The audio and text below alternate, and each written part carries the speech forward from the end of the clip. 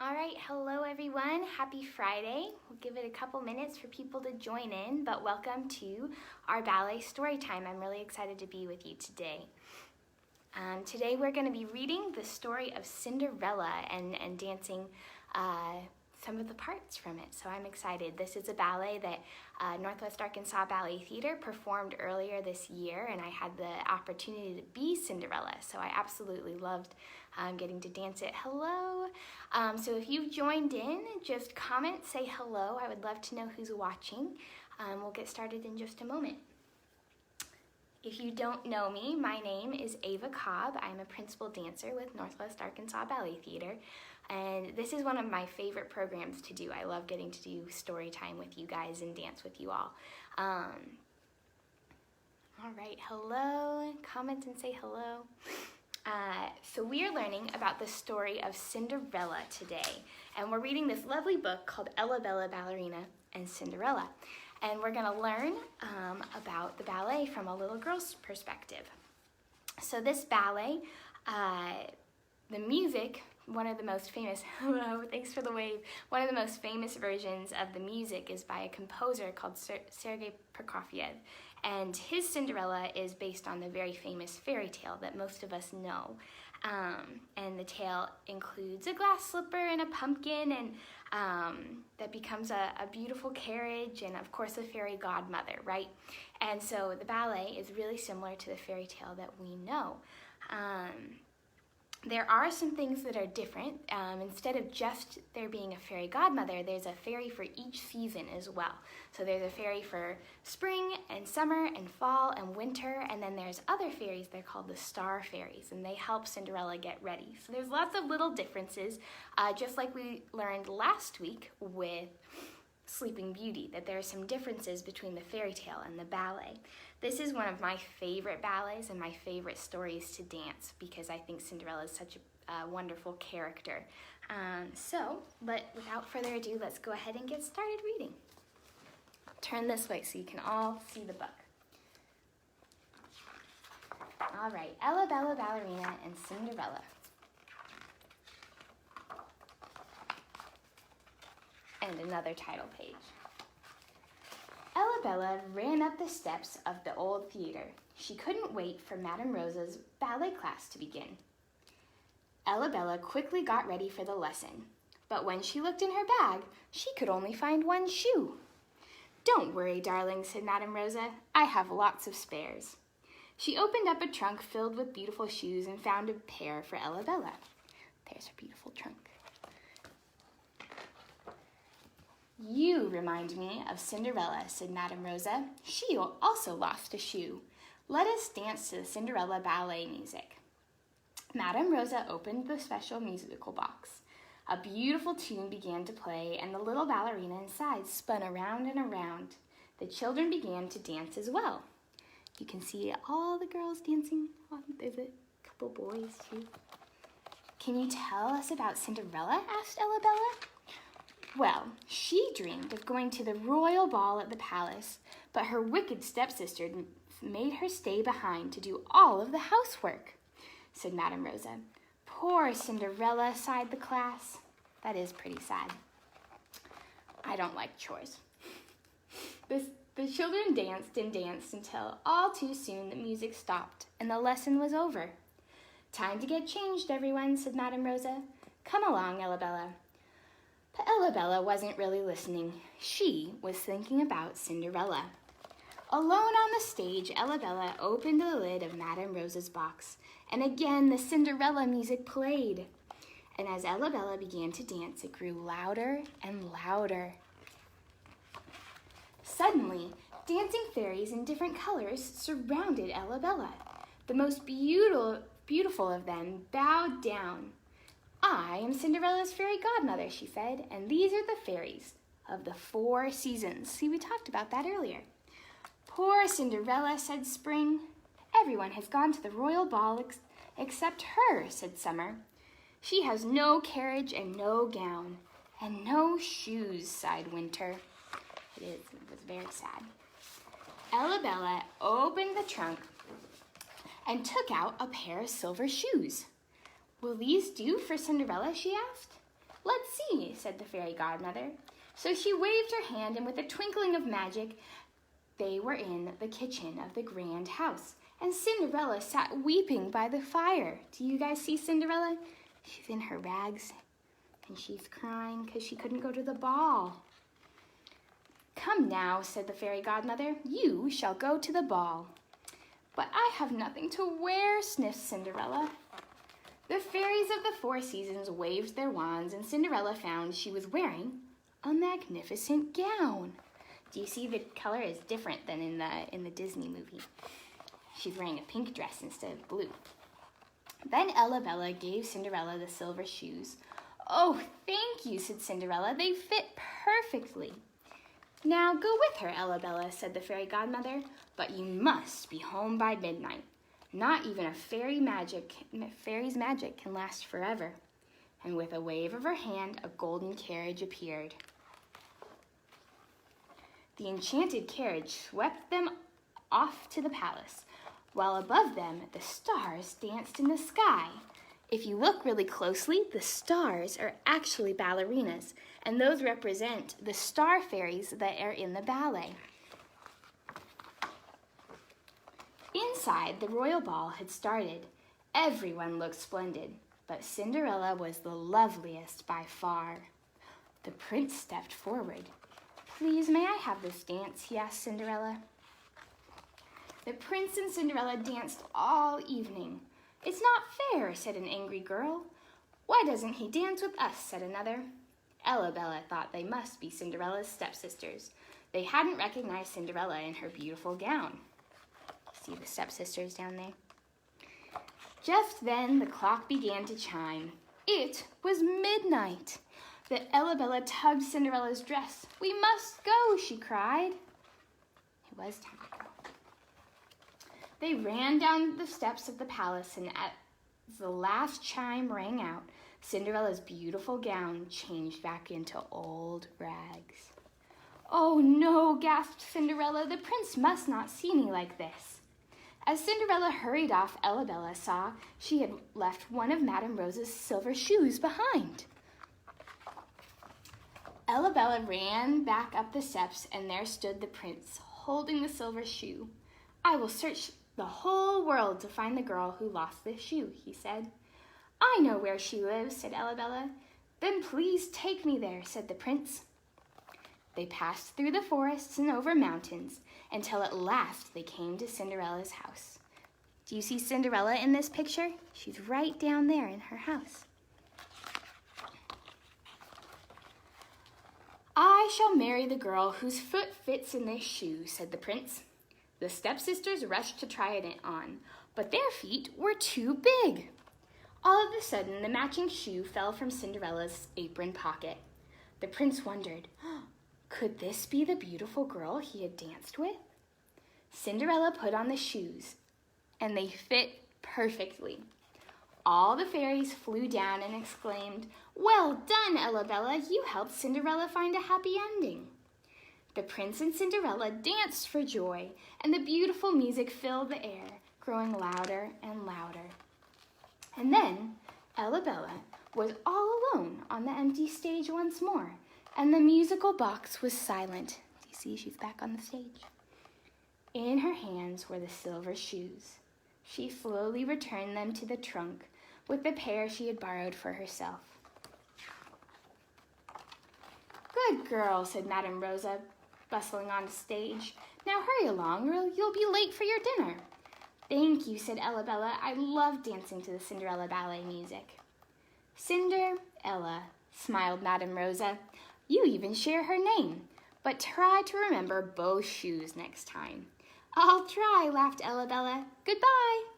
"Goodbye, darling," said Madame Rosa, and Ella Bella and her mother skipped down the street. The end. Oh, I love that story so much. Like I said, we got to perform it earlier this year with the company, and I think it's one of the most magical fairy tales to get to dance.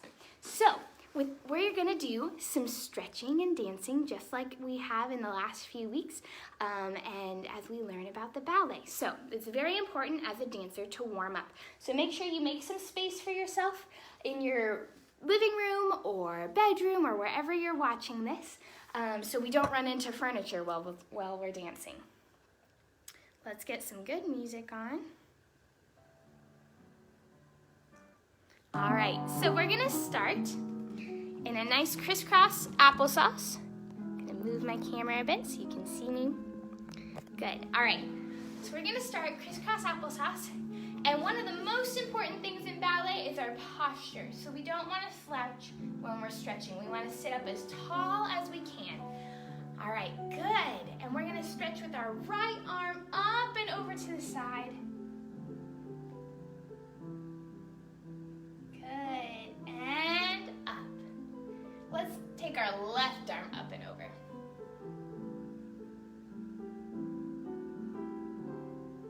And up once more. Good, now we're gonna walk our hands forward. The idea is that we keep our back flat as we go forward. We don't want to round. Excellent work. Walk your hands back and let's repeat that one more time. Arm up and to the right. And make a nice little half circle with your arm. And up. Left side.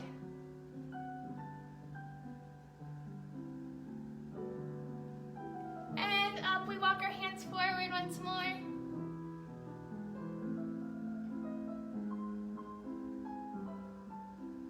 Good, and give your legs a big hug, and we're gonna stretch them forward.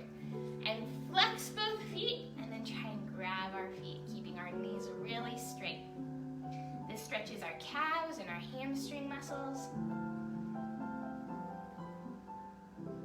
Good, now we're gonna point our feet and stretch forward again. Try and get your nose to your knees.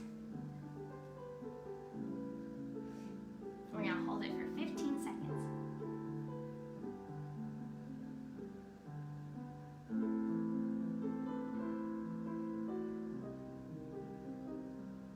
And up. Very nice, everyone. All right, so we've done this the last few weeks. If you've been watching along with me, we have to get our back muscles warm because in ballet we do a lot of things that involve our back. So we're gonna first stretch it out. So everyone lay down on your stomachs, put your hands by your sides, and we're gonna stretch up and look up towards the sky. Today in Bentonville, the sky is not very beautiful. It is raining and there's thunder and lightning, but it's all right. Rainy days are good sometimes. Good, and go up one more time. If it's sunny where you're watching, you'll have to tell me, because I miss the sun. Good, and down. All right, so now here's where it gets a little bit tricky and we start working on making those muscles stronger. We're gonna go up halfway and let go with our hands and hold for 10, 9, 8, keep holding, 7, 6, 5, 4, 3, 2, 1, and down. Excellent. Stretch back up towards the sky, and you can do your seal or mermaid stretch. So you're gonna try and get your head to your toes. Good. All right, stretch all the way back. We're gonna do one more thing to help us get warm. We're gonna go out into our straddle. So you can start with your legs bent or straight and open up. Good. Everyone's a little bit different. I've been stretching my straddle for a very long time. It took a lot of work. Good. We're gonna paint that same nice little rainbow that we've done the last few weeks. And up, the same sort of thing that we did in crisscross applesauce just a few minutes ago. Good, just one each side. Now we're gonna walk our hands forward. Try and think of your stomach reaching towards the floor. See how far you can go. Maybe you're dancing with a friend and you can have a contest. Good, all right. Shake out your legs. I think we're warm. So let's stand up and we're gonna do a plie. Now, a plie is always the first step in our ballet class that I do even as a professional today. We start our classes that way. So if you've been watching the last few weeks, then you already know what we're about to do. We're gonna put our feet in first position, So toes go to opposite walls, and I want you to think that you glue your heels together. Good. So plie is a French word that just means to bend. So from here we're gonna bend our knees and create a beautiful little diamond shape with our legs. Excellent work. So we're gonna do 3 in a row here. 1, and stretch. 2, stretch, and 3. Stretch and hold. Excellent. Thank you for dancing that with me. Now we're gonna rise up on our demi-pointe. We do a lot of demi-pointe in ballet, so we have to practice balancing here. So maybe have a contest with your friend like you did with your straddle and see who can hold it the longest. Maybe wiggle your arms and try not to wobble. Good. All right, now let's do that same thing in second position. Second position is when we open our legs from first. Our toes still go to opposite walls and our heels are still in, but our legs are a little bit wider. Our heels aren't glued together. So we open to second, we're gonna do 3 plies. 1, 2, and 3, 4, 5, 6, and rise up. Hold, don't wobble. Oh, I'm gonna fall. Whew, saved it, good. Nice work. Hopefully you didn't fall over like me. All right, so I think we are nice and warm and ready to go. So in Cinderella, it's a very beautiful ballet, but it is a character ballet. So a lot of the dancing, you have to do a lot of acting. It's more about the acting than the steps sometimes. So Cinderella's story, she starts out really sad, right? Could you imagine if you had a birthday party to go to and you never got to go to a single birthday party because you always had to stay home and do chores? That would be no fun, right? You would be kind of sad. So we need to practice being sad. I'm sure all of you have been sad at some point. And what face would you make if you were sad? Would you be standing up really tall with your hands on your hips and excited? No, probably not, right? We would probably slouch our shoulders. So the opposite of what I told you to do just a minute ago. We would be sad. We would slouch our shoulders. We would maybe show me a nice frown. Oh, excellent, all right? So we would be very sad. So the first dance we're gonna learn, we're gonna start out sad. So practice that face one more time. Good, nice job everyone. So we also need to practice being really excited. So when we're excited, we are gonna use our body language to sit up tall and maybe smile really big. Oh, good, all right? So we need to use both of those emotions today as we tell Cinderella's story. So the first dance we're gonna learn, Cinderella, her evil stepsister is just left for the ball, and she's got left behind. And so she's probably been crying, but she realizes that she can use her imagination. Now, I love to use my imagination to tell stories, right? So she is going to, and you, because you will be playing the role of Cinderella, will get to imagine that you're at the ball. Now, we also have to pretend we have a broom or some other cleaning item, because our broom we're gonna imagine is our prince. All right, I know that was a lot of information. Are you ready? Good. So we're gonna start out sad. So everyone, can you sit down on the ground with me? We're gonna practice this and do it with music. And be very, very sad. Now I want you to look up across your room and you remember that you have your broom. And rather than it being just a broom, you can say, that will be my prince. So I want you to stand up like you're really excited and run over and grab your imaginary broom. Or maybe if you're really feeling like it, you can go to find your broom in your house and use it. Now I want you to hold out your broom and you're gonna pretend you have a nice skirt on and curtsy. All right, so when we do a curtsy, we point our foot, tuck it behind, and do a little bow. Good, let's try that one more time, all right, everyone? So show me your best sad faces. Good, all right. So we're very sad. Everyone's gone. Maybe you wipe away a tear. And you look and you see your broom, so you get up really excited and you run over and grab it. Good, and curtsy. Nice, so now here's where you get to be really creative. We are going to dance with our broom, pretending we're at a ball. So maybe you can hold it and spin around one way and spin around the other way. Or maybe you could dip your broom, right? Pretend that you dip your broom in your arms. Whatever you would like here, okay? But then at the end of our dance, we have to remember that it's just a broom and not a prince. So we've been dancing with our broom. We're so excited. And then we look at it. So we have to go back to that sad posture we practiced earlier, right? Shoulders forward, stare at your broom, and we go and put it away. Are you ready to be Cinderella with me? I'm super excited to do this. Let's find some good music, okay?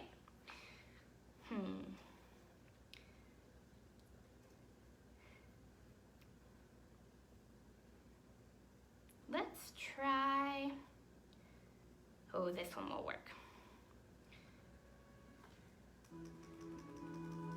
All right, everyone sit down and get ready. It's like a performance. You can imagine you're in a big auditorium. You're gonna be really sad.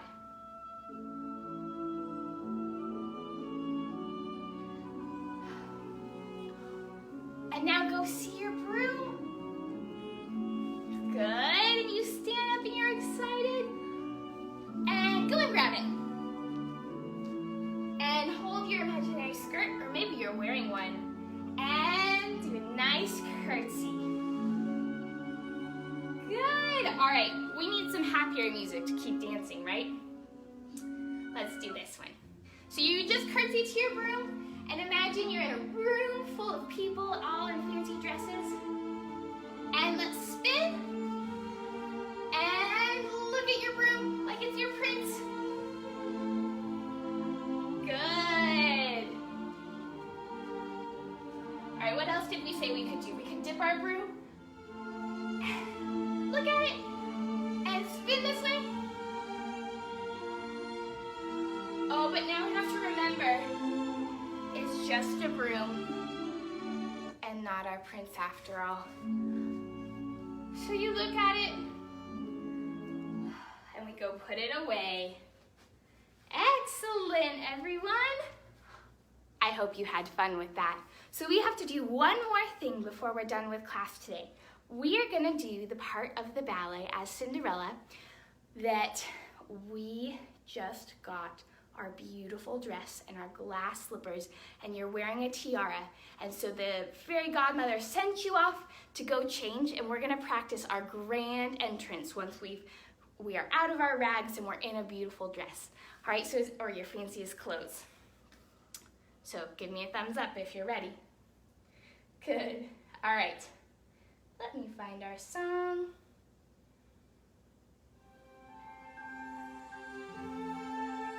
Okay, so the fairy godmother would have just told you, go and put on your dress, right? In the ballet, we have to do a quick change. It doesn't happen by magic, I know. All right, so we are going to do this. Everyone follow along with me. I'm gonna hide over here and pretend I'm off stage. And we're gonna spin onto the stage. Spin, 2, 3. Could you try again? Oh, my Fury is talking to me, my goodness. All right, we're gonna spin 3 times. 1, 2, 3. And then look at your dress and hold it out. And then maybe you could look at your tiara and look at your shoes. And then we're gonna run in a little circle and sit down in our imaginary carriage and wave goodbye. Let's practice that one more time without music. Ready? So we have to use our acting once more to be really, really excited. We spin onto the stage. 1, 2, 3. Hold out your dress, and you look at your crown and your shoes, and then you run in a big circle, and you sit down and wave goodbye to all the fairies that helped you. Wonderful work. Let's do that with music, okay? There's a big swell in the music. We have to wait for it. Hold. It'll be just a minute. You can imagine the fairy godmother is talking to all the fairies. Ready? Good, and look at your dress.